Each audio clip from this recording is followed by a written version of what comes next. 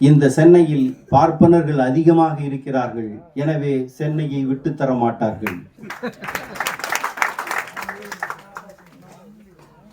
எனவே சென்னை போய்விடும் என்று யாரும் பயப்படாதீர்கள்.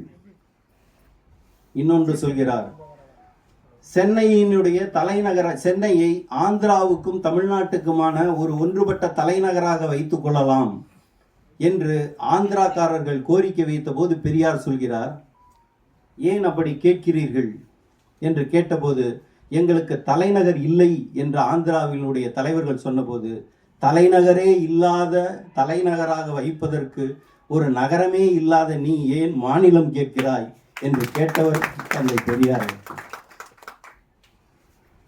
அதன் பிறகு எங்களுக்கு தலைநகர் வேண்டாம், நாங்கள் இந்த சென்னைக்கும் சென்னை மாகாணத்துக்கும் ஆந்திராவுக்கும் ஒரே ஒரு தலைநகராக தலைமைச் செயலகமாக நாங்கள் இந்த கோட்டையை வைத்துக் கொள்கிறோம் என்று சொன்னபோது தந்தை பெரியார் சொல்கிறார், தனி குடித்தனம் போனவன் ஏன் சமையல் மட்டும் எங்கள் வீட்டில் வந்து செய்கிறார் என்று கேட்டவர் தந்தை பெரியார் அவர்கள்.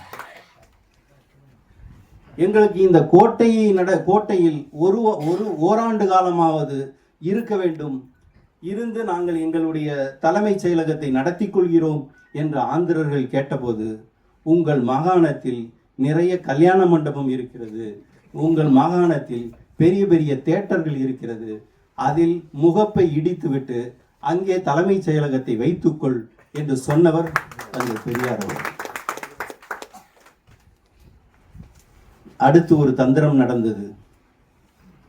சென்னை, ஆந்திரா, கர்நாடகா என பிரிந்த பிறகு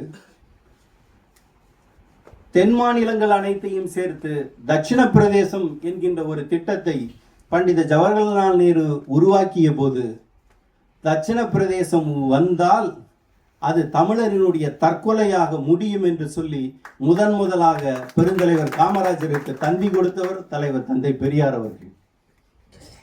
தட்சிண பிரதேசம் மட்டும் வந்துவிட்டால் இந்த தட்சிண பிரதேசத்தில் இருக்கின்ற அனைத்து உயர் பதவிகளும் இடங்களும் மலையாளிகளுக்கும் தெலுங்கர்களுக்கும் போய்விடும், தோட்டி வேலையையும் போலீஸ் கான்ஸ்டபிள் வேலையை மட்டும்தான் தமிழன் பார்க்க வேண்டிய யோகியதை வரும். எனவே தட்சிண பிரதேசத்தை எதிர்த்து நாம் மிகப்பெரிய போராட்டத்தை நடத்த வேண்டும் என்று சொன்னவர் தலைவர் தந்தை பெரியார் அவர்கள். அதனால் தான் சொல்கிறேன், தமிழ்நாடு என்பதை காப்பாற்றியதும் தலைவர் தந்தை பெரியார் அவர்கள் தான். இதை